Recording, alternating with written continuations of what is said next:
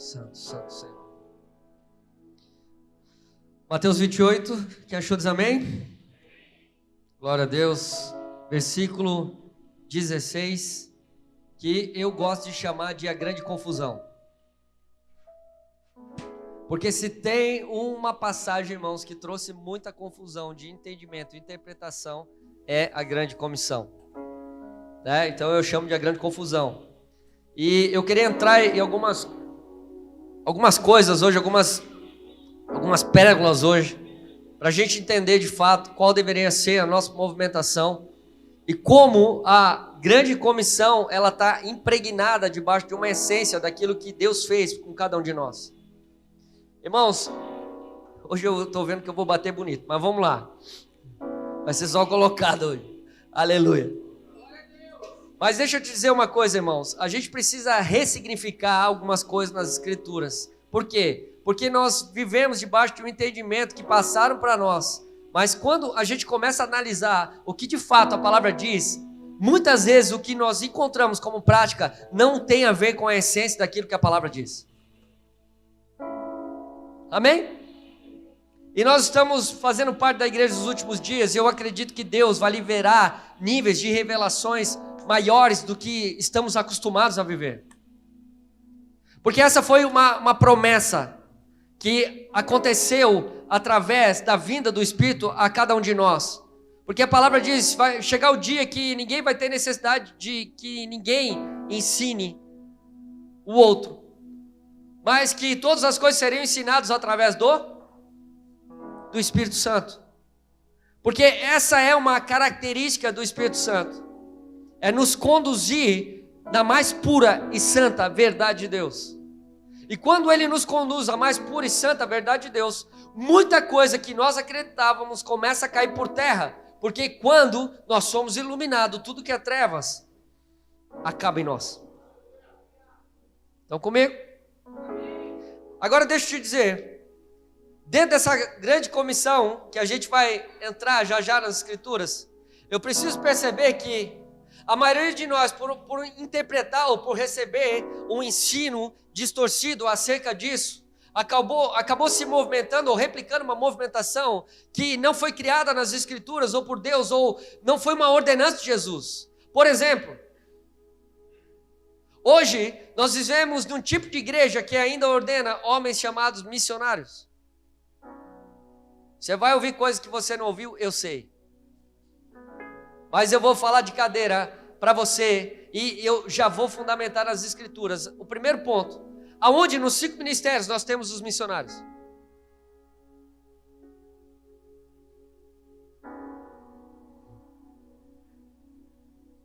Agora, se não há registro de porção do Espírito para esse tipo de função, por que nós ordenamos? E é o que a gente vai ver nas Escrituras, porque a gente vai entender. Mas você está me dizendo que não existem missionários hoje? Não, eu estou dizendo que a forma de ver os missionários é diferente do que a gente estava acostumado a ver. Por quê? Porque todo o nosso ensino se baseou no seguinte: na terceirização de uma responsabilidade. Nós queremos manter pessoas no campo e nós contribuímos para que alguém faça o que nós não podemos fazer, para que alguém faça do nosso lugar. E a igreja ela se tem por satisfeita quando ela envia alguém. Mas qual é a palavra que fundamenta essa movimentação? Vamos lá. Mateus 28, versículo 16. A palavra diz: os 11 discípulos. Irmãos, pausa. Vamos começar observando. Para quem essa palavra está sendo direcionada? Quem eram os 11? Os apóstolos.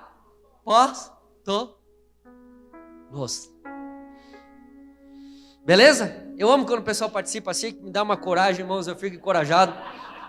Ainda mais quando fala tudo junto, assim, vem aquela voz assim que ecoa dentro de nós, coisa linda. Os 11 eram os? Perfeito. Os 11 discípulos foram para a Galiléia, para o monte que Jesus lhes indicara. Havia um encontro marcado com Jesus. E quando o viram, adoraram, mas alguns duvidaram. Então Jesus aproximou-se deles e disse: foi-me dado toda a autoridade nos céus e na terra. Portanto, vão e façam discípulos de todas as nações, batizando-os em nome do Pai, e do Filho, e do Espírito Santo, ensinando-os a obedecer tudo que lhes ordenei, e eu estarei sempre com vocês, até o fim dos tempos. A gente vai ver isso de novo em Marcos 16, versículo 14 ao 18, e a gente vê claramente que Jesus, ele estava com os apóstolos. Agora, irmãos, o que a gente não percebe? Às vezes nós pegamos uma palavra do Senhor direcionada a uma condição e nós trazemos para a nossa vida e queremos viver sem a mesma condição. Primeiro é importante você entender que Jesus, quando ele veio ao mundo, o principal objetivo de Jesus era religar a humanidade a Deus. Estão comigo? Amém? Então qual era o principal motivo de Jesus? Cumprir a vontade de Deus. Qual era a vontade de Deus? Trazer a humanidade de volta para a sua presença. E isso aconteceu através de quem? Através de Cristo. Então eu preciso entender uma coisa, aqui já de saída, que sem uma nova natureza, é impossível eu querer estabelecer coisas em nome do Senhor em qualquer nação que seja. Sem uma nova natureza, é impossível implantarmos trabalho. É impossível, a gente pode fazer, a gente pode. Jesus uma vez, tem uma palavra que diz o seguinte: e muitos virão até ele e dirão: Senhor, Senhor, mas no teu nome nós não expulsamos demônios? E em teu nome nós não fizemos milagres? Mas Jesus, ele fala o quê? Não, aparte de mim, porque eu não vos conheço. Por quê? Porque essas pessoas têm a obra, mas não têm a intimidade. Elas não tipificavam o próprio Cristo, não estavam debaixo da vontade de Deus, não nasceram de novo. Mas tinha prática? Tinha, mas não tinha a essência. Hoje o negócio vai pegar, aleluia. Estou atacado. Porque, irmãos, é terrível quando a gente manda alguém para lá, do outro lado do mundo. Deixa eu desabafar, hashtag estou desabafando. E o dito cujo não tem a natureza de Cristo, mas ele quer colocar a mão sobre os enfermos. A pessoa, ela não entendeu o que é o novo nascimento. Qual é a importância disso? Por quê? Porque se Jesus, o verbo se fez carne para esse fim, para nos trazer uma nova natureza, esse é o nosso começo. E é interessante, nós vamos entrar talvez em Atos, se der tempo. Mas quando o Espírito foi derramado, a palavra diz que alguns se compungiram no coração. Eles foram procurar os apóstolos, ou melhor, foram procurar Pedro. E eles começaram a falar para Pedro: Pedro, o que nós fazemos para fazer parte disso que está acontecendo? Eram homens que vieram por causa do barulho do Espírito, mas que não sabiam o que estava acontecendo. E Pedro, olhando aquela multidão de pessoas, em torno de 3.000, o que ele diz? Vamos aumentar a cadeira da igreja. Vamos aumentar o templo. Vamos para um lugar maior. Pedro não faz nada disso. Sabe o que Pedro faz? Pedro olha para esses homens e diz: primeiro, é necessário que vocês se arrependam. Porque Pedro, ele teve a consciência, por andar com Cristo, por receber da porção do Espírito sobre ele. Ele tinha a ideia nesse momento de que era primeiro necessário que eles nascessem de novo, para ter uma nova natureza, para fazer parte dessa igreja viva, que se movimenta como o Senhor se movimenta, que toca quando o Senhor toca, que vê quando o Senhor vê, que pisa quando o Senhor está andando. E quer saber? Quando eu olho para a cruz, irmãos, a cruz simboliza o parar de um movimento. Por quê? Porque para nascer de novo é necessário parar algumas coisas. As mãos foram pregadas. As mãos simbolizam o toque, os 5 ministérios. A maneira que a igreja toca nas pessoas. E os pés também foram cravados, foram parados. Por quê? Porque a movimentação precisava parar. Para quê? Para que a humanidade morresse em Cristo e ressurgisse no terceiro dia, debaixo de uma nova natureza. Mas o que Jesus não fazia era certo, mas ele precisava trazer essa nova condição a cada um de nós. Agora, se Jesus morreu numa cruz para nos trazer uma nova natureza, irmãos, eu preciso perceber o grau de importância disso. Por quê? Porque hoje as pessoas vêm para a igreja apenas para buscar de Deus o que elas querem viver. Elas não estão prontas para morrer, para poder viver de acordo com a vontade dele. Eu acho um espetáculo quando tudo que a igreja tem é apenas um jogo de marketing e de câmeras para mostrar uma essência que jamais carregou. Agora, quando a gente se depara com pessoas que têm uma nova natureza, aí a conversa muda. Porque Deus sempre fala através de filhos. Sempre fala. E só são filhos aqueles que andam pelo Espírito. É necessário ter uma nova natureza. Agora deixa eu te dizer. Jesus, ele teve todo um processo para trabalhar com os discípulos. Você quer ver uma coisa? Eu acho tremendo isso. Quando a gente começa a ver, uma das passagens mais conhecidas que fala da nova natureza está em João 3. Vamos ler?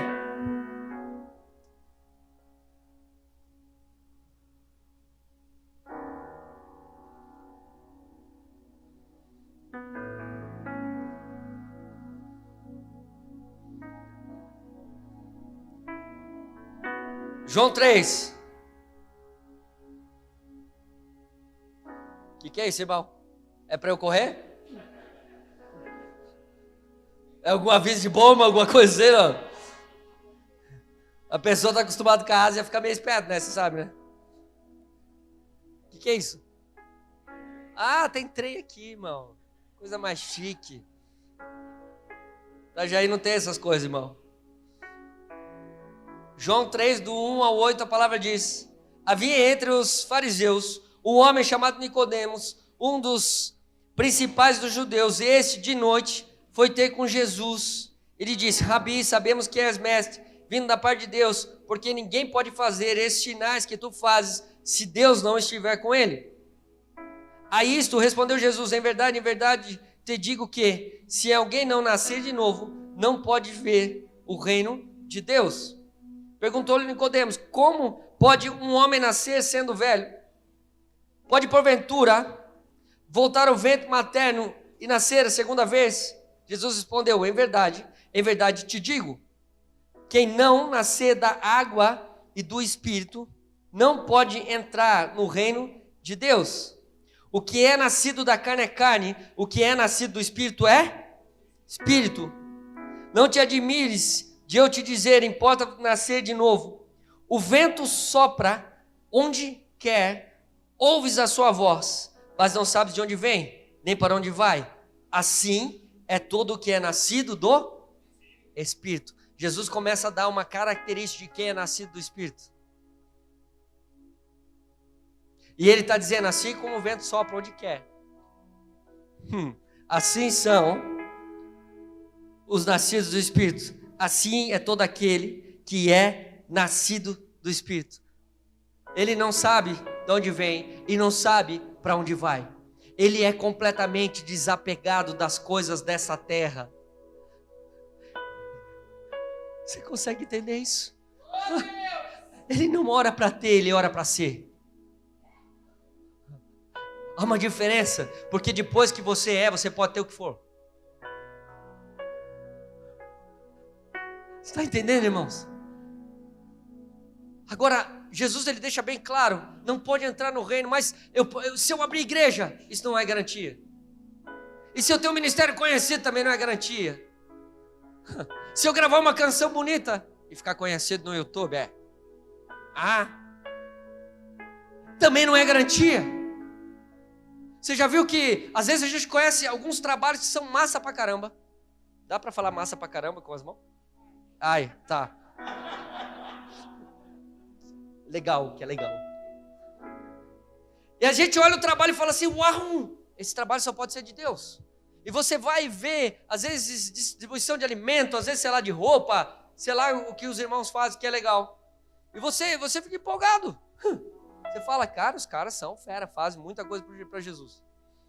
Aí você vai andar com o líder do trabalho e você começa a notar que ele não tem os frutos do Espírito.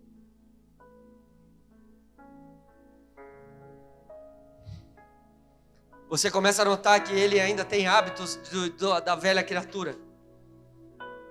Você começa a notar que ele não morreu para si mesmo. Você começa a notar que tudo que ele tem é para mostrar para os outros. É uma falsa misericórdia. É uma falsa humildade. Porque se você faz para que os outros vejam, é porque você não entendeu quem você é em Deus ainda. Porque quando você entende que quem você é em Deus, você faz para Deus, ainda que os homens vejam. Então não interessa mais se você vai ser elogiado ou se você não vai, ou vai ser perseguido. Não interessa mais se você tem 78 visualizações no YouTube ou 3 milhões. Não interessa. Por quê? Porque o que basta é o olhar de Deus para aquilo que você está fazendo. E você sabe que aquilo que você está fazendo é de acordo com a vontade do Pai. E ponto final. Eu acredito que a geração de hoje, que se diz evangélica, também crucificariam o Cristo se ele fosse vivo nos nossos dias em carne, como ele foi. Sim, eu acredito. Porque Jesus não faria a metade da presa hepática que a gente vê hoje nas igrejas evangélicas. É verdade, irmãos. Por que eu estou falando isso? Porque a gente precisa ressignificar algumas coisas. O esforço de Jesus foi trazer uma nova natureza. Por isso que, no aspecto de vir para Cristo, a primeira coisa que a gente tem que pensar é na nova natureza. Você quer ver uma coisa, irmão? Jeremias 13. Vai lá comigo. Para você que não sabe, existe Jeremias na Bíblia. Aleluia. Jeremias. O índice nessas horas é o livro das revelações, né?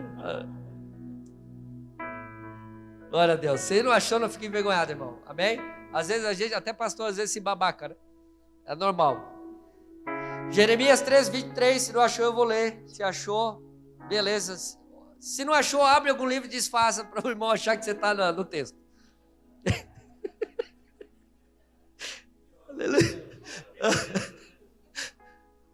Olha para frente, né? Eu vou projetar aqui, só que não. Vamos lá, Jeremias 3, 23. Estão botando aqui? Cara, vocês estão chiques pra caramba, olha. Mais fácil. Ainda bem que você achou, né? Aleluia. Jeremias 3, 23, a palavra diz: pode acaso o etíope mudar a sua pele, ou o leopardo as suas manchas? Então poderias fazer o bem, estando acostumados a fazer o mal. O que essa palavra significa? Aqui, o que Deus está falando?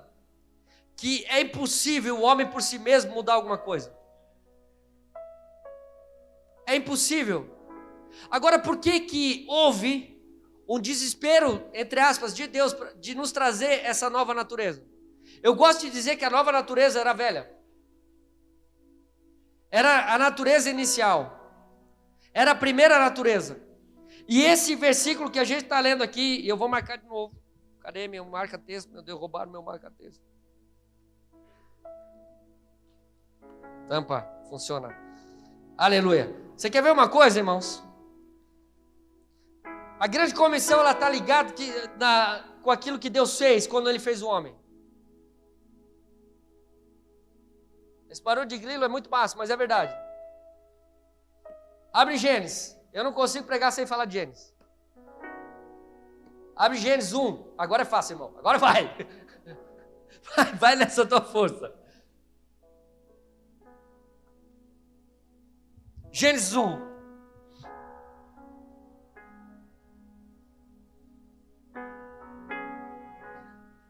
Você sabia que Deus criou o homem em 2 processos?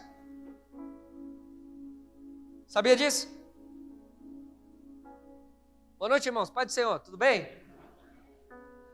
Você sabia que Deus criou o homem em 2 processos? Sabia ou não sabia? Fala a verdade, irmão. Ó, é feio crer que mentir. Sabia ou não sabia? Legal, agora ficou bom. Mas Deus fez o homem em 2 processos. E cada processo tipifica uma coisa. E cada processo tem a ver com aquilo que Jesus veio cumprir. Veio a ver com aquilo que Jesus devolveu ao homem. Desde o início, na sombra, a gente já consegue ver o que ele ia fazer lá na luz. Porque para ter sombra é preciso ter luz. Estão comigo? Agora olha só, Gênesis 1, versículo 26.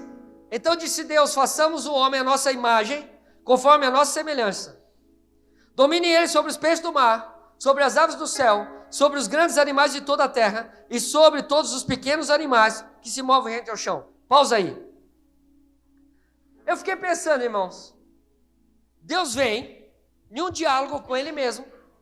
Façamos o homem a nossa imagem e semelhança, porque Deus é um Deus relacional desde a sua essência, ou seja, havia uma concordância entre Cristo, entre o Espírito e entre Deus, que o homem seria feito a sua imagem e semelhança. Amém? Então comigo, façamos o homem a nossa imagem e semelhança. Aí, no versículo seguinte, fala: domine ele sobre os animais. Parece que não tem sentido, coligação, parece que não tem uma coisa a ver com a outra. Por que a Bíblia, ela primeiro fala: façamos o homem a nossa imagem e semelhança, e depois já vai: domine ele sobre os animais? Qual é a correlação entre isso? É a grande questão. Por quê? Porque Deus estava acionando um princípio espiritual que o homem carregaria na sua essência. Quando ele fala domine sobre os animais, a questão não era os animais. A questão era a autoridade que o homem teria na face da terra. Você entende? Por quê? Porque se ele fosse mais semelhante de Deus, ele teria autoridade sobre a terra. Então quando Deus fala e domine ele sobre os animais, ele está dizendo: ele vai ter autoridade sobre toda a criação. Estão comigo? Você quer ver uma prova disso? Que eu acho interessante.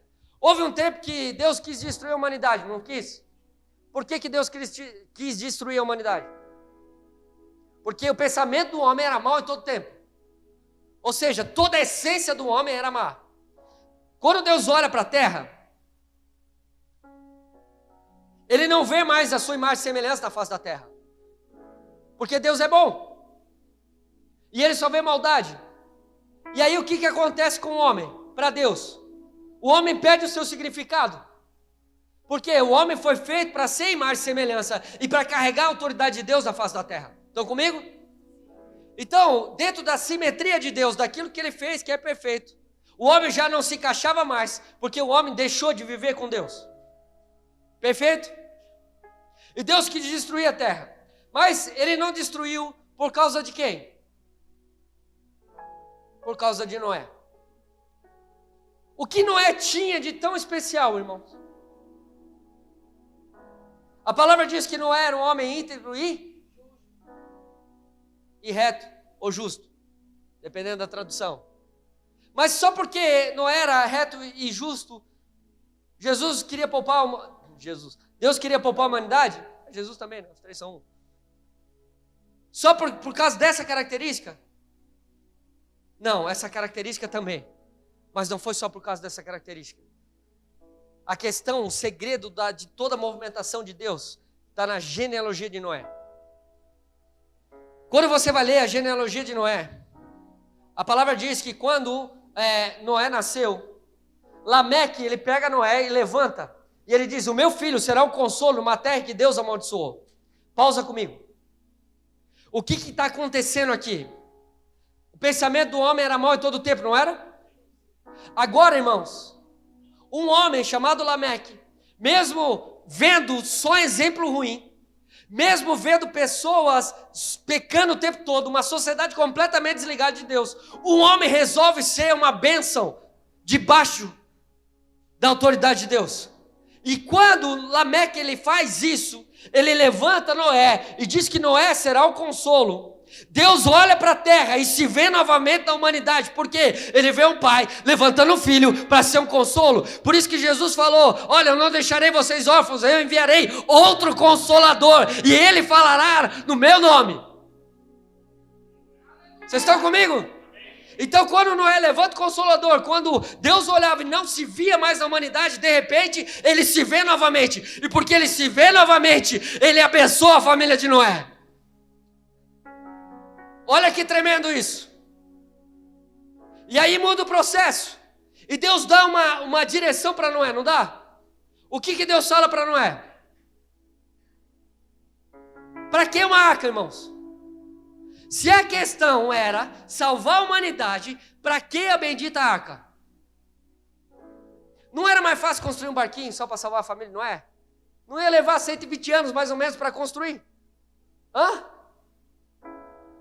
E aí, outra coisa que me toca é que Noé recebe uma direção de Deus de algo que jamais ninguém fez na face da terra. Porque não havia chuva sobre a face da terra. Não havia barco sobre a face da terra. Não havia nada disso. Agora Deus dá um projeto para Noé que não fazia sentido para a sua época. Que não fazia sentido para aquilo que ele via. Porque a questão agora era Noé se conectar com a vontade de Deus. E quando você se conecta com a vontade de Deus, você vê o realizar de Deus. Então enquanto Noé obedecia e ele construía aquela arca, Deus ia construindo a humanidade através de Noé novamente. Por quê? Porque a humanidade ela estava desobediente. Então Noé obedecendo, ele ia resgatar uma essência. Agora, o que eu preciso entender aqui? Por que Deus manda construir uma arca? Porque a questão de Deus não era só preservar a humanidade. Mas quando aqueles animais começaram a vir para a arca, de 2 em 2, Deus estava dizendo através dos animais o seguinte: eu não só estou poupando a humanidade, porque vocês voltaram a representar o que deveriam representar, mas eu estou mantendo com vocês toda a autoridade que eu dei desde o início, domine o homem sobre os animais, a autoridade que eu dei sobre a terra vai ser mantida com vocês, eu não vou tirar a autoridade de vocês. Então enquanto Noé entrava naquela arca, ele entrava com toda a autoridade de Deus para a humanidade. Você está entendendo? Então o que eu entendo no princípio? Eu entendo que existem níveis de autoridade que só vão viver aqueles que obedecem. Por isso que é necessário uma nova natureza. Porque quando nós nascemos de novo, nós vivemos em obediência.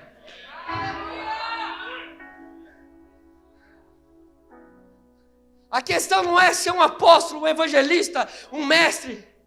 Por quê? Porque Jesus viveu e se entregou para trazer uma nova natureza, para poder liberar uma condição espiritual. É necessário primeiro nós vermos a essência de Cristo, para depois entendermos o que Ele libera como autoridade. E Jesus ele veio para fazer a sua vontade? Veio, irmãos? Não. Por quê? Porque Jesus negou a sua própria vontade para fazer a vontade do Pai. Porque ele representava quem? Qual é o papel do Espírito? É revelar o Filho para que o Pai seja visto.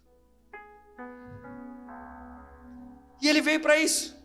Então por que Deus fala do domínio dos animais? Para mostrar para o homem que ele teria autoridade na face da terra. Mas Deus já tinha feito o homem. Tinha feito. Em Gênesis 1, 26, ele tinha feito o homem. Agora, qual é o princípio disso? Que aquilo que Deus vai dar para nós vem antes de nós. Por isso que é necessário negar a si mesmo, porque não tem a ver conosco.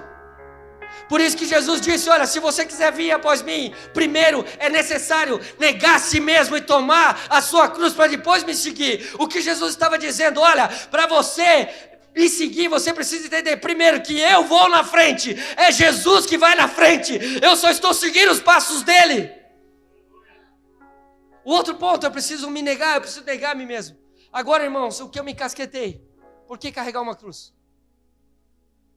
Se o que Jesus fez foi de uma vez por todas, se ninguém vai substituir o cordeiro que foi morto, para que carregar uma cruz? O que Jesus estava dizendo: eu não quero só que você me siga, eu quero que você lembre todos os dias o que eu fui capaz de fazer por você.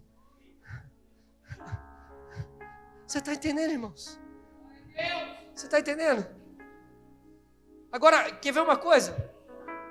Versículo 27, tem uma chave no versículo 27, Gênesis 1.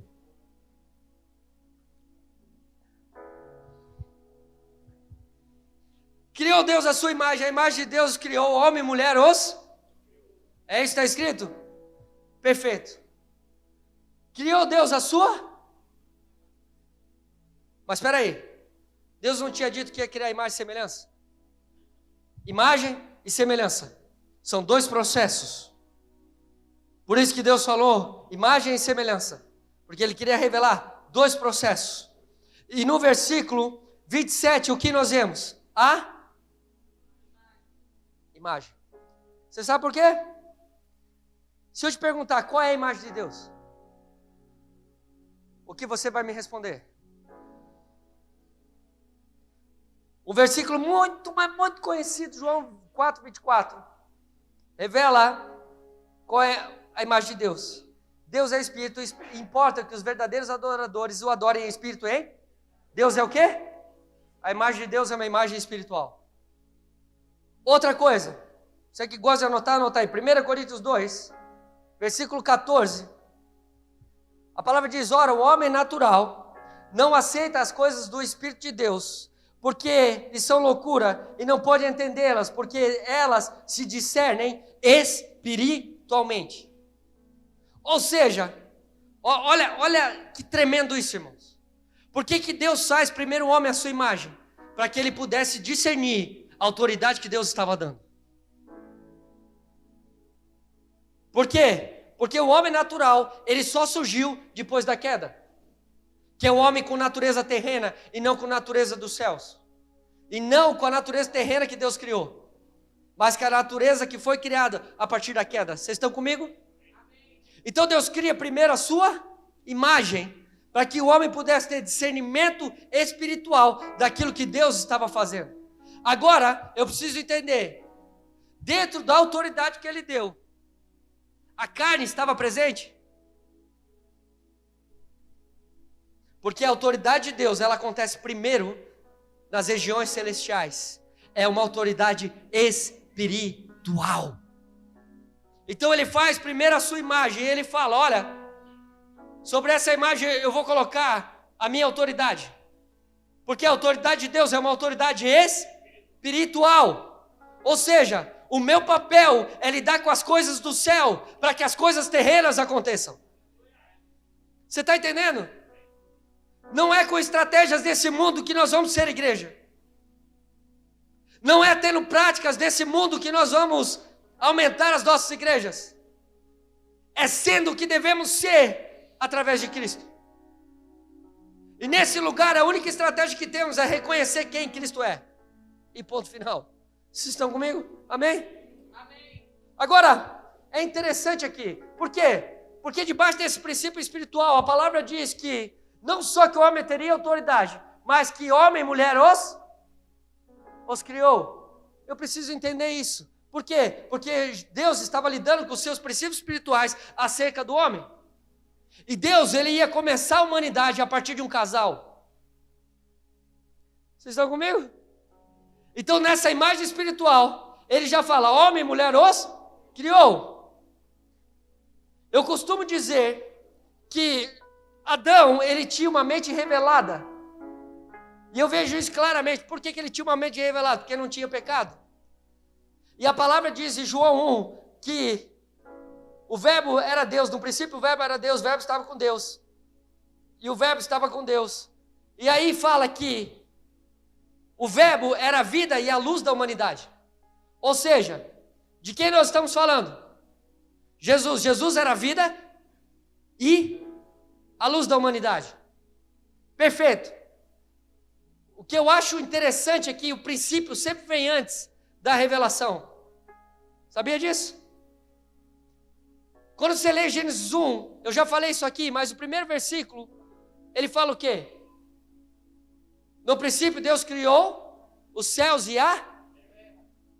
Mas Deus disse alguma coisa? Aonde Deus vai dizer alguma coisa? No versículo 3. E o que Deus diz? Haja luz. Por quê? Porque quando a palavra é liberada, o verbo é liberado, ele ilumina. Estão comigo? Perfeito? Amém? Amém? Por quê? Porque o verbo é a luz dos homens. E a vida dos homens. Então quando Adão ele recebe aquele sopro nas narinas, o que entra é a vida, o Cristo dentro dele. E esse Cristo ilumina todas as coisas, ou seja, tudo que ele olhava, ele via a partir do que Deus pensava.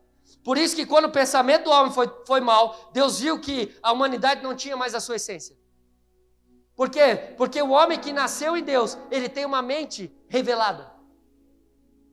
Amém? Por que você acha que a Escritura ela foi dada a homens santos? Inspirada por homens santos? Porque foram homens capazes de ver coisas que ninguém tinha mostrado. Mas que viram através do quê? Do Espírito. De alguma forma Deus revelou a eles. E trouxe a primeira condição de volta. Beleza? Eu sei que é doideira isso. Tranquilo? Agora, uma prova disso está quando Deus faz a mulher. Como Adão tinha a mente revelada, ele conseguia ver a estrutura espiritual sobre a qual tudo foi feito. Vamos te provar nas Escrituras, não tem problema, eu estou aqui para isso. Vai lá em Gênesis 2, versículo 23.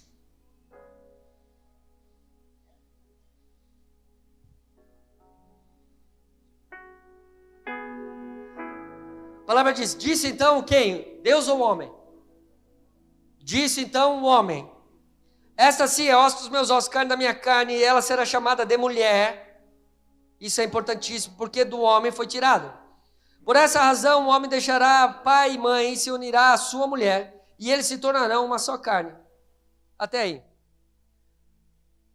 Olha só, Deus faz a mulher, e aqui Adão está vendo a mulher. E quando Adão olha para a mulher, ele fala, ela será chamada mulher. Por quê?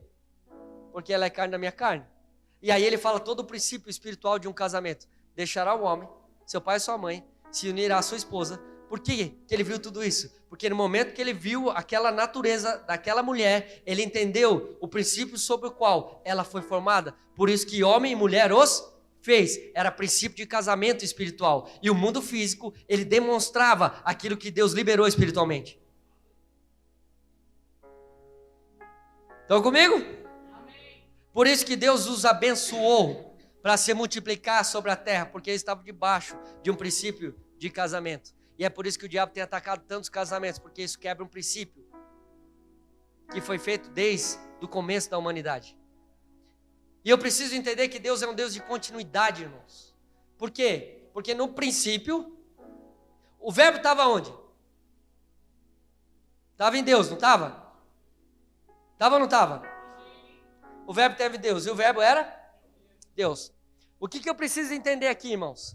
Quando a gente olha para Gênesis 1, e a gente vê que o Espírito, ele pairava sobre as águas, esse Espírito de Deus no original, e eu vou falar a pronúncia errada, amém? Porque eu não sei a pronúncia certa, é Ruach, na minha pronúncia.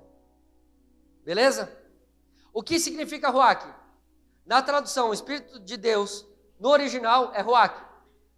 O que significa Ruach? Vento, hálito, mente.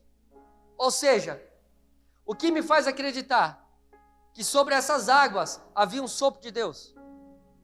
E esse sopro era o Espírito. E por que ele parava sobre as águas? As águas representam purificação e profundidade. E por que parava? Porque o Espírito estava esperando o lugar que ele pousaria. Estão comigo? Porque um dia ele viria fazer parte dessa morada aqui, ó. Agora, quando Deus sopra nas narinas do homem, é o mesmo vento, é o mesmo ruach, é o mesmo sopro. Ou seja, façamos o homem a nossa imagem e semelhança. Então, Deus, ele libera a sua vontade. Pela sua vontade, ele sopra do seu espírito. E o seu espírito traz vida para dentro do homem. Quem é a vida? Jesus. Ou seja, os três estavam na essência de quem era Adão. Você está conseguindo entender? Amém? Então qual é o papel do Espírito? É revelar o Filho. Porque Adão foi considerado filho de Deus. Não é isso que está na genealogia dele, não? Adão, filho de Deus? O papel do Espírito é revelar o Filho para que o Pai seja visto. Imagem e semelhança.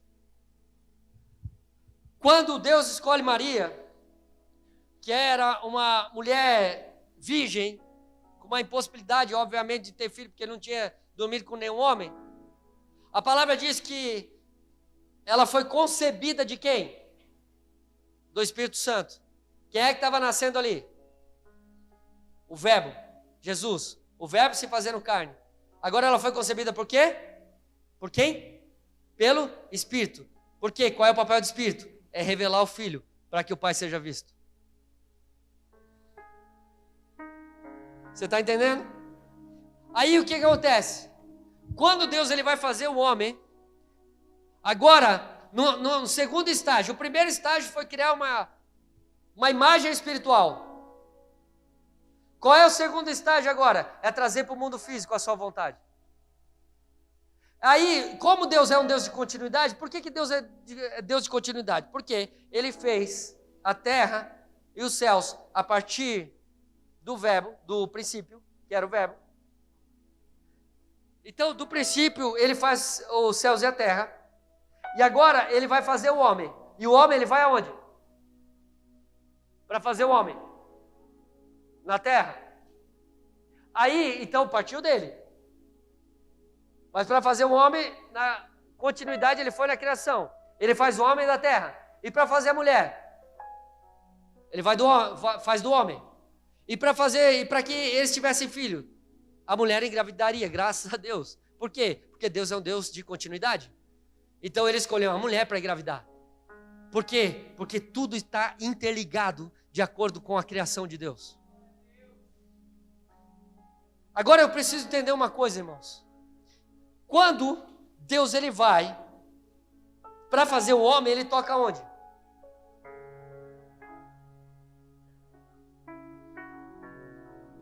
Na terra. E o homem sendo imagem espiritual, ele era autoridade aonde? Deus ele vai num plano físico, porque a terra também é fruto da sua vontade. Tudo que foi feito a partir da vontade de Deus. E ele pega da terra, e ele faz o homem, e ele sopra nas narinas, e quando ele libera o espírito, há um processo de nova natureza. Eu preciso que você entenda isso. Por quê? Porque ele deixou de ser um buraco de barro, e agora passou a ser alma vivente. Você está entendendo isso? Então houve um processo de quê? De nova natureza. Por isso que eu digo que a nova natureza é a velha natureza. Porque aquele barro se transformou. E esse barro passou a ser uma alma vivente agora. Um ser humano. Agora o que eu entendo aqui? Por que Deus tira a mulher do homem? Porque o homem, ele foi feito da onde? É princípio espiritual. Por isso que o homem é a cabeça da mulher. Porque a autoridade sobre a mulher é o homem, porque o homem foi feito primeiro. Você está entendendo isso, irmãos? Agora, o homem foi feito da onde? Da terra. O que eu entendo? O princípio espiritual. Como o homem, ele é autoridade da terra, ele precisava ter a essência da terra na sua natureza. E foi o que Deus considerou. E é interessante por quê? Porque quando o homem peca, a palavra diz que na terra nasceram espinhos e abrolhos. Agora, irmãos, por quê? Porque a terra reage à condição espiritual que o homem está.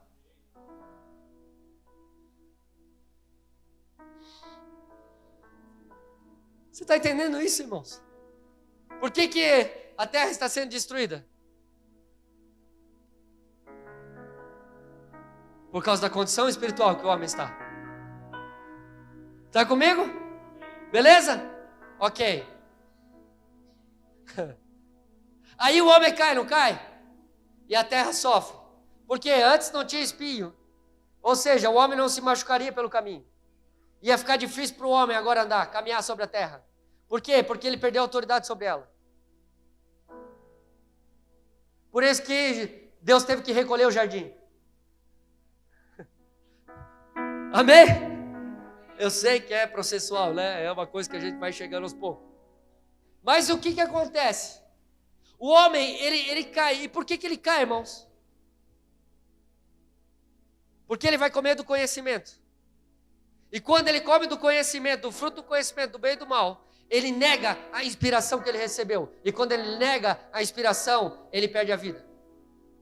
A palavra não diz que se o homem comesse do fruto, ele morreria?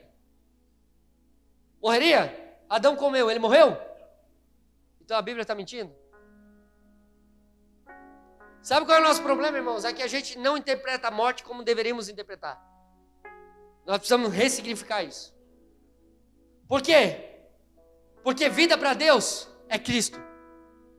Então, quando o homem ele vai e come daquele fruto do conhecimento, ele perde a inspiração, ele perde o Cristo nele. E quando ele perde o Cristo nele, ele perde a vida de Deus. E aí o homem passou a ser morto. Porque para Deus não havia mais uma conexão com a essência daquilo que ele era, do que o verbo era, do que Cristo era. E aí o Adão ele perde essa autoridade sobre a face da terra. E é interessante que como eles comem do fruto, isso atinge a semente. A palavra diz que os primeiros filhos que nasceram de Adão, os primeiros filhos que a Bíblia registra é Caim e Abel. Ou seja, uma natureza, eles seriam conhecedores do bem e do mal, não seriam? Então agora eles têm Caim e Abel. E Caim mata Abel. Ou seja, uma natureza que conseguia agradar o Senhor e uma natureza que não conseguia agradar o Senhor. Mas qual que permaneceu sobre a terra? Isso tipifica uma natureza que estaria sobre a terra, porque agora o homem é conhecedor do bem e do mal. Você tá entendendo? Porque conhecimento para Deus é uma visão espiritual sobre a carne. Beleza? Agora Deus precisava trazer a humanidade de volta àquilo que ela deveria ser sobre a face da terra. Então Deus ele teve que fazer um plano para isso. E é interessante que quando Adão peca, ele vai se esconder de Deus, não vai? Por que Adão vai se esconder, irmãos? É possível se esconder de Deus?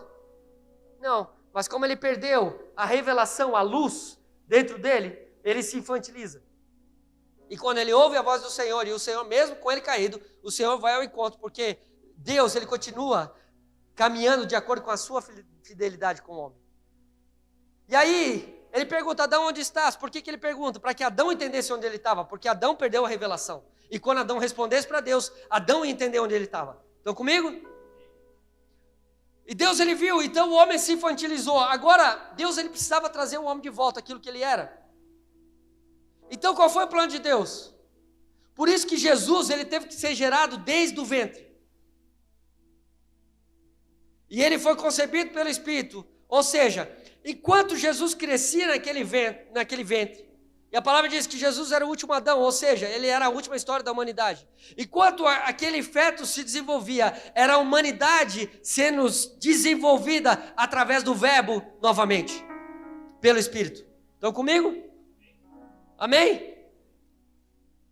O que Deus estava fazendo? Deus estava trazendo de volta sobre a face da terra uma nova natureza. Através de Cristo. Então o que Cristo representou foi muito maior. E eu digo que a centralidade do Evangelho não é cruz. A centralidade do Evangelho é o Cristo que ressuscitou ao terceiro dia. Por quê? Porque eu preciso entender que Ele fez isso para que houvesse uma nova natureza em cada um de nós. Jesus ele precisava transferir essa condição que o homem tinha lá no começo de Adão. E para transferir isso, Deus tinha que refazer a humanidade. Só que Deus é um Deus de continuidade. Então Ele trouxe para o ventre de uma mulher.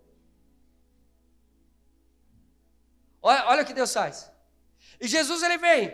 E agora debaixo dessa natureza, fazendo a vontade do Pai, exercendo aquilo que o Pai desejava para ele. E ele dizia, olha, eu faço o que eu vejo meu Pai fazendo. Ou seja, ele seguia aquilo que Deus determinou para que ele seguisse. Vocês estão comigo?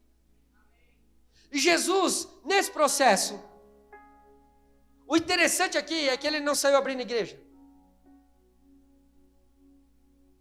Porque tem pastor que acha que tudo se resolve abrindo igreja. A agonia do pastor é abrir igreja.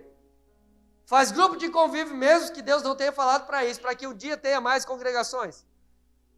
E tudo gira em torno de congregação e igreja. E não percebe que o principal aspecto é entendermos que nós somos um corpo interligados através de Cristo. É mais importante a nova natureza.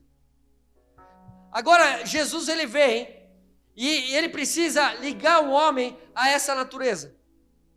E dentro desse processo, ele separa discípulos, não separa? Isso acontece depois dos 30 anos de idade. Porque ele precisava levar a humanidade a uma maturidade.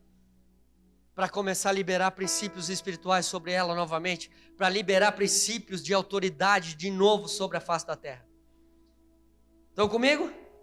Isso tudo eu estou fazendo só para ligar a grande comissão. Só para você ter uma ideia da história que tem por trás. Porque a gente isola versículos e não percebe a verdadeira história por detrás de tudo. E Jesus ele veio nessa condição sobre uma nova natureza. Ele separa homens e os chama de discípulos. Porque agora a questão de Jesus era que eles vissem uma nova natureza através dele. Por que Jesus fez milagres? Por que Jesus andou sobre as águas? Por que Jesus tinha reações que ninguém tinha? Por que Jesus ele fazia isso na frente dos homens? Para que os homens vissem o que uma nova natureza é capaz de fazer debaixo da obediência do Pai. Jesus separa discípulos, e é interessante, irmãos, porque na época já havia a escola de Talmidim. Já havia as sinagogas montadas e ali funcionava o negócio. E quem tinha a capacidade de interpretar a Torá de uma maneira mais graduada, era separado para o sacerdote, para ser sacerdote. Ou seja, não era qualquer um. Era uma seleção. Agora Jesus vem e ele vai na sinagoga para escolher os discípulos. Porque a questão não era o entendimento sem a nova natureza. A questão era a nova natureza debaixo de um entendimento.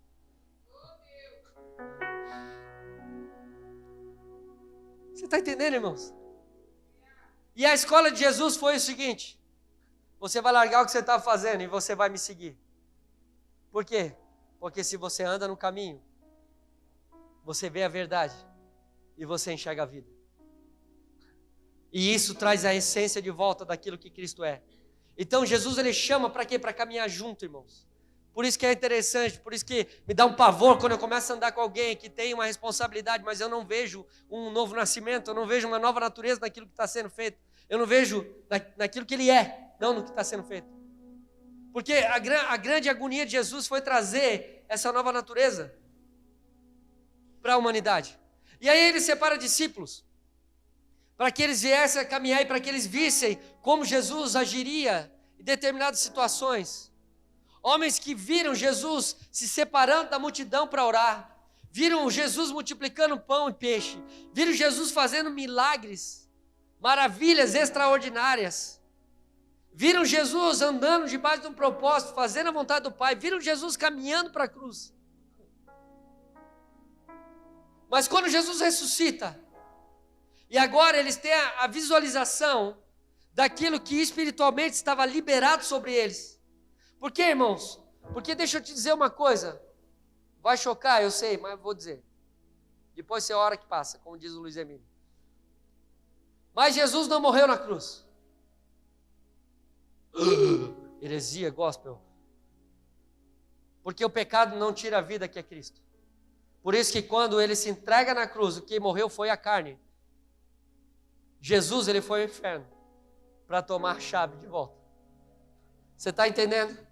Por isso que a Bíblia demonstra a movimentação de Jesus, porque o diabo não pode tirar a vida que é Jesus. A vida tem poder sobre a morte.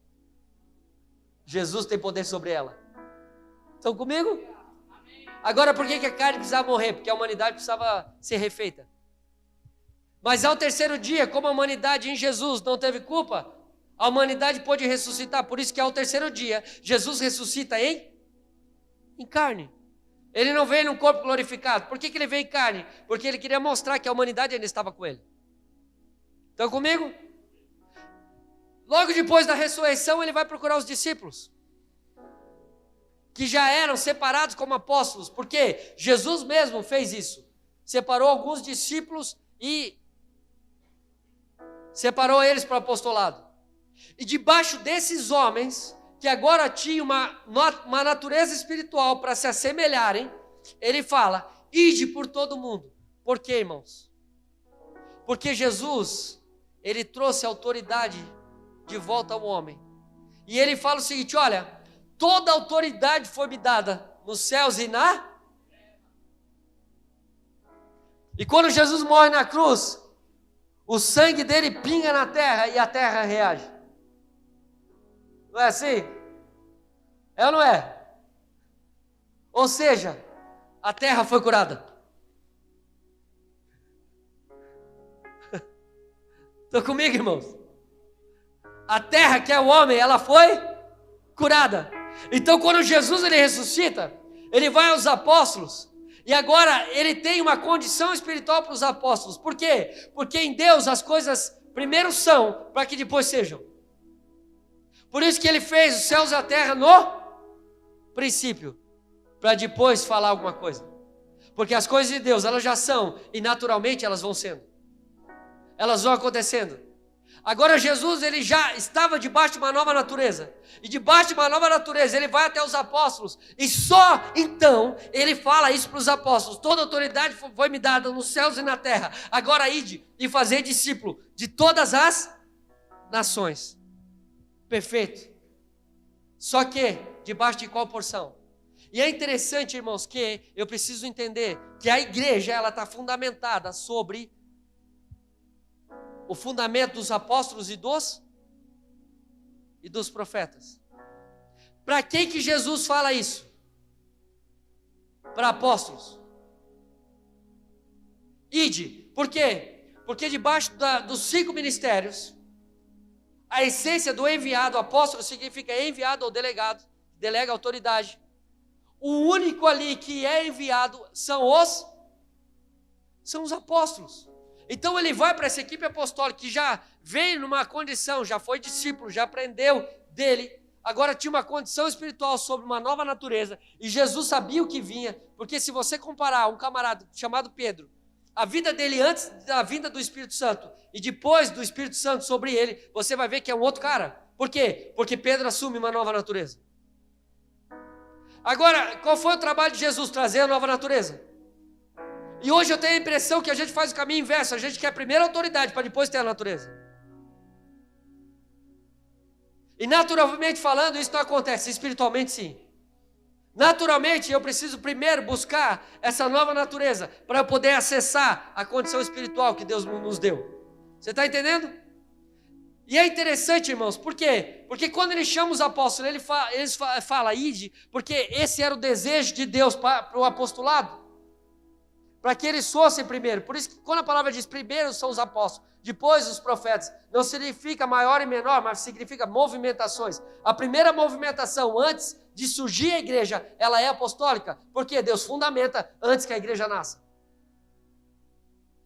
Atos 2.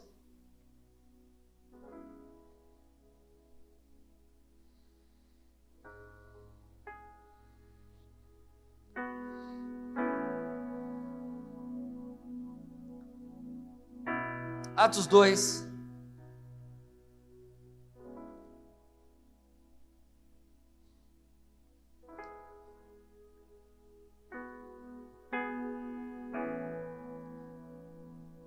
Agora eu vou fundamentar. Tudo que Jesus fez foi antes de existir a igreja. E ele se entregou, e o processo de continuidade, dentro do processo de continuidade é que a igreja iria acontecer, por uma ação do Espírito. Deixa eu te dizer uma coisa. Igreja não se abre, igreja nasce através do mover do Espírito. Por isso que tem muita gente abrindo e fechando a igreja. Porque abriu. E ela não foi gerada debaixo de uma movimentação, debaixo de uma ação do Espírito. Abriu por desejo pessoal, por vontade própria. E deixa eu te falar, eu falei que abriu, o verbo vou abrir. Alguns para ter uma aposentadoria precoce, para não ter mais que trabalhar. Quantos missionários querem ir a campo para ser sustentado pela igreja porque não querem trabalhar? Agora o que eu preciso entender? Que debaixo da ação do Espírito, Deus levanta a igreja, não levanta? E a igreja ela é o corpo de Cristo, não é? Ou seja, a missão de Deus é a própria existência da igreja. Ou seja, se eu como igreja, eu estou debaixo da missão de Deus, todos nós somos missionários. Porque daí eu acabo com a mentalidade que eu vou pagar para que alguém faça. Não.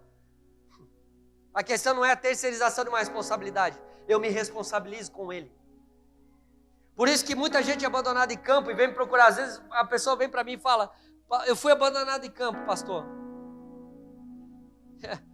E muitos eu falo, a questão não foi que você foi abandonado em campo, a questão é que você nunca foi enviado.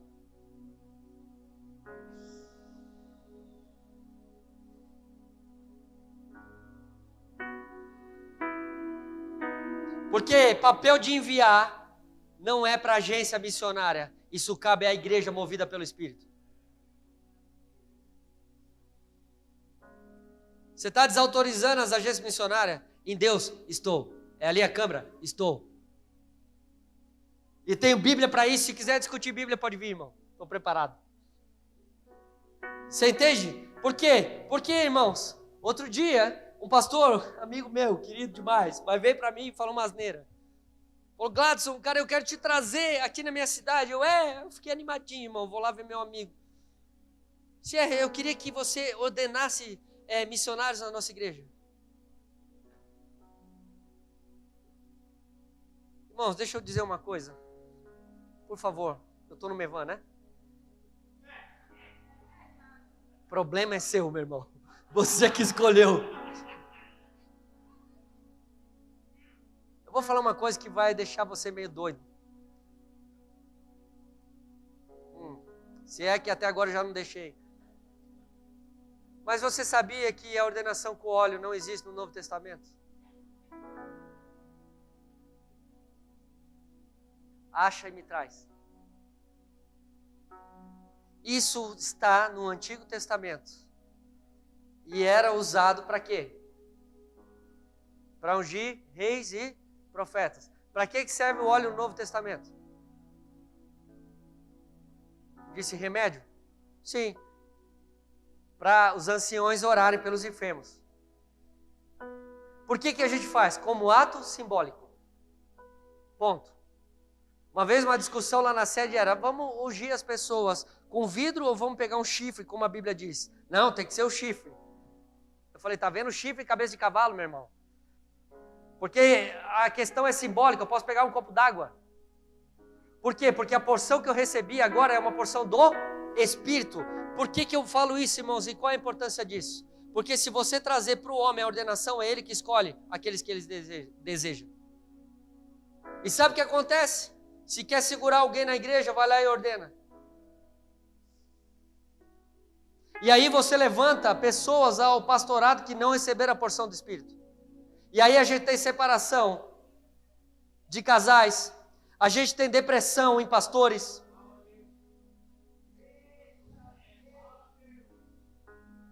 Cara, hoje Deus escolheu para eu vir aqui, meu irmão, porque eu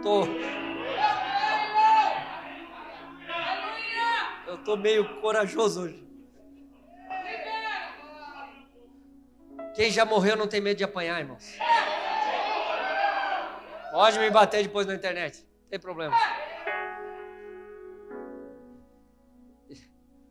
Calma, Gladson. Calma. Doceio. Você é queridinho.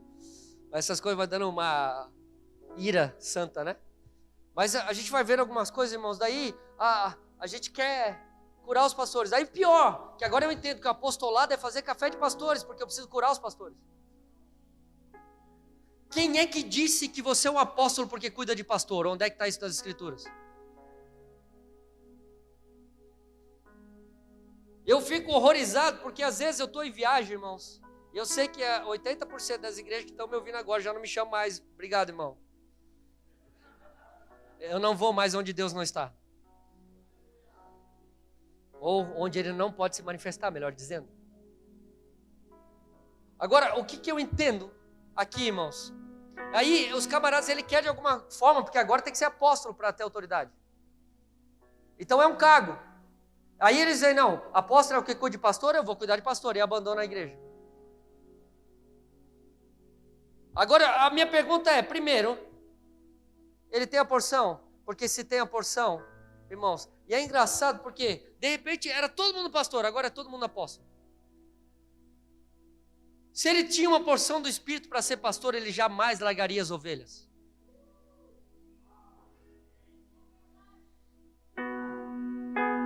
Essa hora que eu danço meu bem. É verdade, irmãos. Por quê? Porque a porção do Espírito é irrevogável. E a porção do Espírito, ela age sobre uma natureza. Ou seja, um pastor, ele é pastor e ponto final, ele não vai conseguir ser outra coisa. Ele não vai conseguir ser profeta, ele não vai conseguir ser apóstolo, ele não vai conseguir ser evangelista, ele não vai conseguir ser mestre. O pastor é aquele camarada que é sempre cercado de ovelha, de gente, é aquele que quer juntar sempre. É aquele camarada que a alegria dele é o domingo à noite para ver os irmãozinhos, as ovelhinhas. E se um não vem, ele fala, eu tenho que ligar para fulano. Essa é a essência do pastor. Ele sente a falta da ovelha. Pastor, irmão, se não cuidar, a ovelha morre gorda sentada no banco. Porque ele quer arrebanhar. Por isso que a gente precisa dos 5 ministérios. Porque o pastor arrebanha, deixa gordinho. O apóstolo vai dar um pé na bunda. Porque o problema é... Irmãos, agora pensa comigo. Para pensar. Nós temos 5 ministérios, não temos? Aí tem gente que acha que agora pode ir para as nações sendo um evangelista. E aí ele vai e não é fundamentado porque não tem o apostólico. O problema não é que ele foi, o problema é que ele foi sem uma base apostólica. E sem um entendimento profético daquilo que estava fazendo. Por que eu pedi para você abrir Atos 2 e não li até agora? Aleluia, porque eu esqueci. Mas vamos lá. Eu vou resumir. Essas coisas vão dar uma coisa na gente. Mas Jesus ele garante uma nova natureza, não garante? Por isso que o Espírito podia ser derramado sobre toda a carne. A questão de toda a carne não é uma carne em pecado que agora vai receber o Espírito, ou seja, o pior do... Não é, a questão não é essa. Apesar que pela graça algumas coisas eu consigo chegar, mas a questão não é essa. A questão era que em Cristo agora estavam se juntando gentios e judeus. Esse toda a carne é uma referência aos judeus e aos gentios que se tornariam um em Cristo. Beleza? E era o que estava acontecendo em Atos 2. Porque o dia de Pentecostes, irmãos, não foi criado um derramamento do Espírito, ele já acontecia no Velho Testamento. E por favor, não apague a Bíblia. O que era o dia de Pentecostes? Ele era a festa das semanas, que eu vou até, marca aí, Levítico 23, 15, Deuteronômio 16, 9, eu até anotei para não esquecer. Que a palavra grega, ela significa os 50 dias de oferta da Páscoa. Ou seja, já acontecia no Velho Testamento. Por isso que no dia de Pentecostes tinha pessoas de todas as nações. Por quê? Porque vieram de acordo com aquilo que Deus já tinha determinado. Só que isso não fez elas entender o que Deus estava fazendo. Porque tem muita gente que vive naquilo que Deus determinou, mas que não entende o que Ele está fazendo. E aí, o que é interessante, irmãos? A gente vê 3 tipos de pessoas, não vai dar tempo de entrar nisso hoje, mas debaixo da ação do mesmo Espírito. E para eu entrar onde eu quero entrar. Quando o Espírito é derramado, e as pessoas começam a falar em línguas, você vai perceber que no versículo 14, a palavra diz, então Pedro levantou-se os 11, em alta voz, dirigiu-se à multidão, homens da Judéia e de todos os que vivem em Jerusalém, deixe-me explicar isto, ouçam com atenção, esses homens, presta atenção nisso, não estão bêbados, como vocês supõem. Olha só, esses homens, por que Pedro fala esses homens? Porque ele não estava falando em línguas. Por que ele não estava falando em línguas? Porque teve uma reunião à parte, lá em João 20, do 19 a 23, Jesus separa os apóstolos e sopra o Espírito sobre eles. Os apóstolos não receberam o Espírito em Atos 2, os apóstolos receberam o Espírito com o sopro de Jesus, porque ele liberou o ruach sobre os apóstolos. E como eles tinham o sopro de Jesus, ou seja, eles tinham o Espírito dentro deles, quando aconteceu o cumprimento, os apóstolos olhavam o que estava acontecendo, eles tiveram discernimento do cumprimento daquilo que estava acontecendo. Agora, debaixo desse fogo todo, nem falando em línguas, enrolando, eu acredito que estava como bêbado mesmo, chapadão, doidão, cheio da presença de Deus. Mas Pedro se levanta com os 11. A impressão que eu tenho é que parece que os apóstolos estavam jogando água na igreja. O fogo acontecendo, de repente Pedro se levanta com os 11. Espera aí, irmãos, vamos entender o que está acontecendo aqui. Por quê? Porque barulho sem fundamento não mantém a igreja viva. Tem hora que a gente tem que parar, irmãos, e fundamentar a ação. E Pedro ele se levanta com os 11, agora debaixo de uma revelação do Espírito, porque já recebeu o sopro. E ele começa a falar algo que me chamou muita atenção, porque Pedro, ele cita 2 homens. Ele cita Joel e ele cita Davi. Olha a importância disso. Por quê? Porque Pedro estava fundamentando a igreja, a existência da igreja que nasceu através do Espírito. Estão comigo? Beleza? Eu nem vou citar que alguns vieram só por causa do barulho. Vamos ficar só nessa. Alguns vieram por causa de coisas antigas, outros vieram por causa do barulho e outros vieram porque Cristo mandou que eles fossem. Agora, o que eu entendo? Pedro ele se levanta, ele cita Joel. O que Joel viu? Não precisa ser todo mundo junto, irmão. Pode ser um de cada vez. O que Joel viu? O derramamento do Espírito sobre toda a carne. Vocês estão com vergonha de falar, eu sei que vocês sabem. Amém? O derramamento do Espírito sobre toda a carne. Beleza? O que Davi viu? Pedro ele começa a explicar que Davi ele viu que o corpo não sofreria decomposição. E Pedro ele começa a defender. Acaso Davi está falando dele mesmo? O que Davi viu? Davi viu Cristo morto e ressurreto. Ele viu por um oráculo profético, porque aqui diz que Davi era profeta. Ou seja, Joel e Davi eram profetas. Quando os apóstolos foram fundamentar a primeira ação do Espírito para nascer a igreja, quem é que eles usaram? Os exemplos proféticos dos profetas. Por quê? Porque essa igreja ela está fundamentada sobre aquilo que os apóstolos e profetas carregam. Agora o que eu preciso entender são as movimentações. Os profetas o que viram era para o tempo que viram? Não. Por quê? O papel do profeta é ver, não é determinar o tempo. Quem determina o tempo de cumprimento é o próprio Deus. E o problema nosso profético é ter a ação patética de trazer um oráculo fora do tempo. Estão comigo? Agora, quem é que trouxe como fundamento do tempo certo? Os apóstolos. Porque Pedro entendeu pelo Espírito, o que eles viram tem validade, e agora pode fundamentar essa ação. Ou seja, se o profeta ele enxerga por oráculo, o apóstolo ele abre a porta e traz toda a igreja para que entenda o que o profeta viu. Eu preciso entender que os 5 ministérios eles existem para edificação de quem? Da igreja. Você não é profeta para edificar a si mesmo. Você só é profeta se você funcionar para a igreja. Você não é apóstolo para funcionar para si mesmo. Você só é apóstolo se você funcionar para a igreja. Você não é evangelista para funcionar para si mesmo. Você só é evangelista se você funcionar para a igreja. Você só é um mestre. Mestre, irmãos, não tem a ver com o que eu sei. Mestre tem a ver com o que eu ensino. Só se torna mestre quem sabe ensinar, não quem sabe saber. Estão comigo? Eu preciso trazer umas coisas de volta para entender a movimentação. Por quê? Quem é que viu os 5 ministérios? Efésios 4, quem é que viu isso? Paulo. E Paulo foi um apóstolo de fora de tempo. Quem é que levantou Paulo? Ele teve um encontro com quem?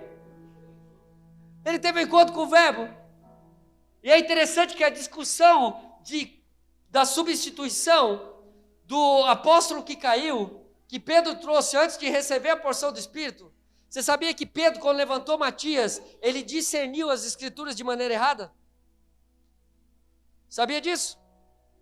Não? Ele discerniu de maneira errada. Por quê? Porque ele trouxe uma escolha que não foi uma escolha de Deus.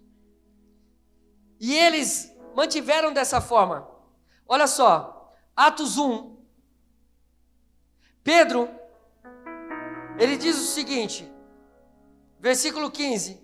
Naqueles dias Pedro levantou-se entre os irmãos, em grupo de cerca de 120 pessoas, e disse: irmãos, era necessário que se cumprisse a escritura que o Espírito Santo predisse por boca de Davi, ele cita Davi, a respeito de Judas, que serviu de guia aos que prenderam Jesus. Ele foi contado como um dos nossos e teve participação do ministério. Com a recompensa que recebeu pelo seu pecado, Judas comprou um campo. Ali caiu de cabeça, seu corpo partiu-se ao meio e suas vísceras se derramaram. Todos em Jerusalém ficaram sabendo isso, de modo que, na língua deles, esse campo passou a se chamar Acéldama, isto é, campo de sangue. Aí ele fala, porque prosseguiu Pedro, está escrito no livro de Salmos, e ele cita Salmo 109:8, fique deserto seu lugar, que não haja ninguém que nele habite, e ainda que outro ocupe o seu lugar.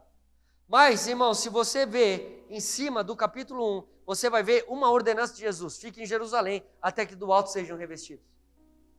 Jesus não mandou escolher ninguém para substituir Judas, porque Judas representava uma natureza caída. Estão comigo? Judas, ele representava uma natureza caída, e natureza caída não tem salvação. Isso é erro teológico de alguns de hoje em dia. Erro teológico. Agora o que eu preciso entender aqui? Pedro, ele se levanta, não debaixo de uma ação do Espírito, mas de acordo com o que ele entendia das Escrituras. Qual é o meu problema aqui? É quando eu começo a ordenar pessoas debaixo do que eu entendo e não do que Deus diz. E o pior, eu uso a Bíblia para isso. Porque aonde você lê mais sobre Matias? Porque Deus não respalda o que os homens desejam, sem que ele dê uma direção. Ou seja, ele foi levantado como apóstolo, aí quebra outra coisa, porque disseram que apóstolos teriam que ser só os 12, porque o número 12 tinha a ver com os anciões, que eram, no Velho Testamento, eram 12 anciões que eram levantados, então todo governo, ele ficaria debaixo de 12, então teria que ser 12, não poderia ter 13. Mas é interessante que, quando eu olho as Escrituras, a palavra diz que Jesus foi um apóstolo. Então, se eu tenho os 12, mais Matias, são 13. Se Paulo foi levantado, são 14. Se Jesus é considerado apóstolo, são 15. Como que a Bíblia não continuou a levantar apóstolos? E agora Paulo é levantado pelo Espírito, não por escolha humana. Quem é que levanta os apóstolos? Você está entendendo? E aí vem me dizer que não existe apóstolos dos dias de hoje, se o Espírito é o mesmo. E quem é que enxerga os 5 ministérios? Foram os primeiros apóstolos ou foi Paulo? Não, porque o apostólico debaixo da ação do Espírito, ele vai ver mais coisas, ele vai mais longe, e ele é capaz de dizer que o Espírito ainda age através dos 5 ministérios da igreja, porque ele deseja assim. Você está entendendo, irmãos? Então eu preciso fundamentar, sim, existem apóstolos hoje, e sim, o Espírito ainda levanta, e isso não está debaixo de pessoas, isso está debaixo da vontade de Deus, e apóstolos não são levantados com café de pastores, ou porque cuidam de pastores, é uma porção de enviado. Às vezes eu chego na igreja e os caras falam, não, eu preciso te apresentar o meu apóstolo, eu olho, e apresento. E aí eu pergunto, onde é que você já teve? Não, pastor, eu não sou pastor, mas vamos lá. Não, pastor, eu nunca saí daqui.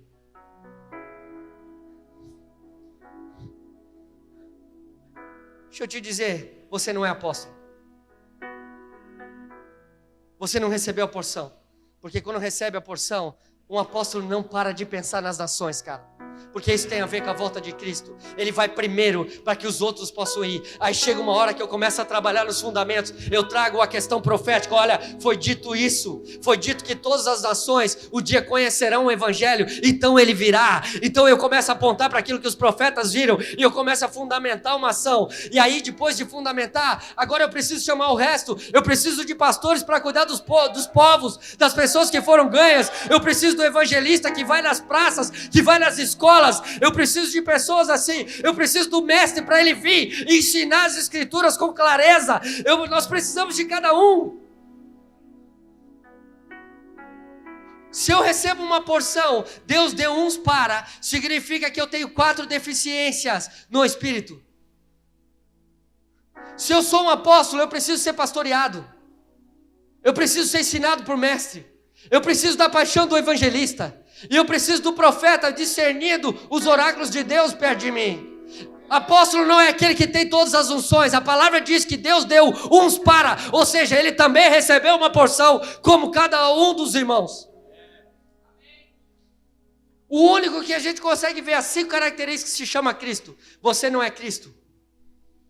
Você se tornou um, profeticamente, através de Cristo. Mas, na condição espiritual, são porções que são derramadas. Porque ele age num corpo, não no domínio de um homem. Vocês estão comigo? A última coisa que eu vou fazer nas nações é abrir igreja. Porque primeiro eu preciso separar discípulos. Preciso ensinar. Primeiro eu preciso mostrar uma nova natureza. E como eu mostro a nova natureza?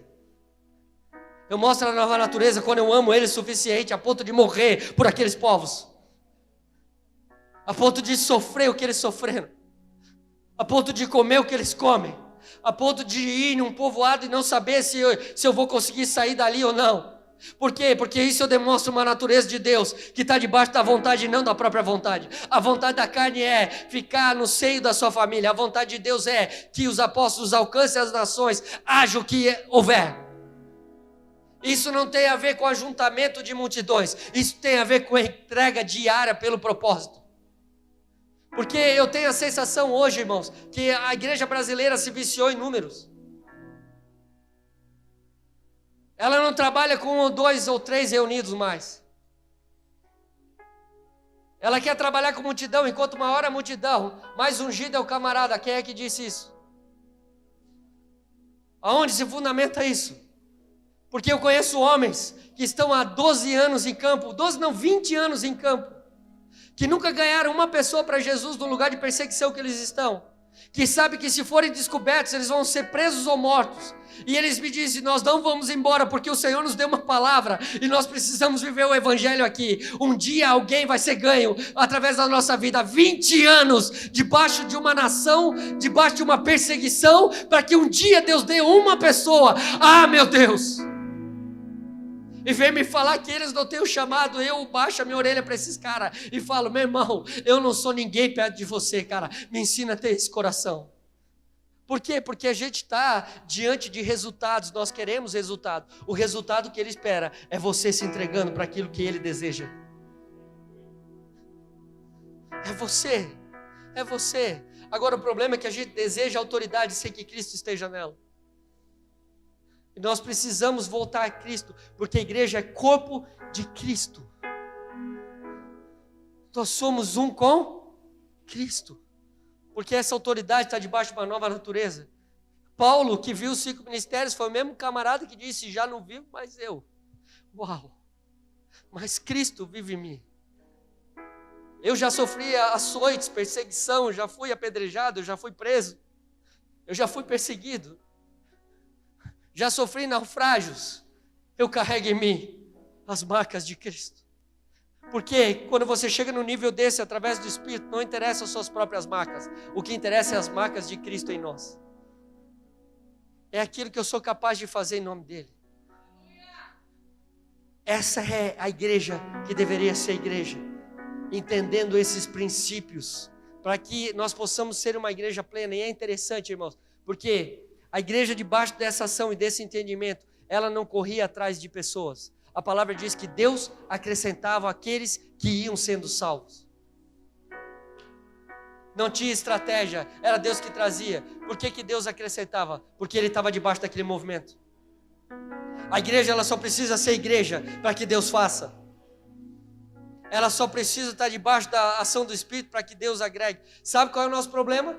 É que nós trazemos pessoas que Deus não acrescentou. E eles creem que são salvos porque participam do culto do domingo à noite. Não se responsabilizam com nada do evangelho. Não oram, não jejuam, não desejam Deus, mas no domingo querem ser abençoados. Não tem uma nova natureza, continuam roubando, enganando irmãos, continuam sonegando impostos, continuam mentindo, continuam vendo pornografia, continuam acessando coisas que não devem, porque isso tudo mostra que não tem uma nova natureza. Continua querendo passar por cima de outros irmãos, desejando aquilo que Deus deu a outras pessoas. Continuam completamente na ação da carne, porque não tem uma nova natureza. Primeiro é necessário morrer. Fique de pé comigo.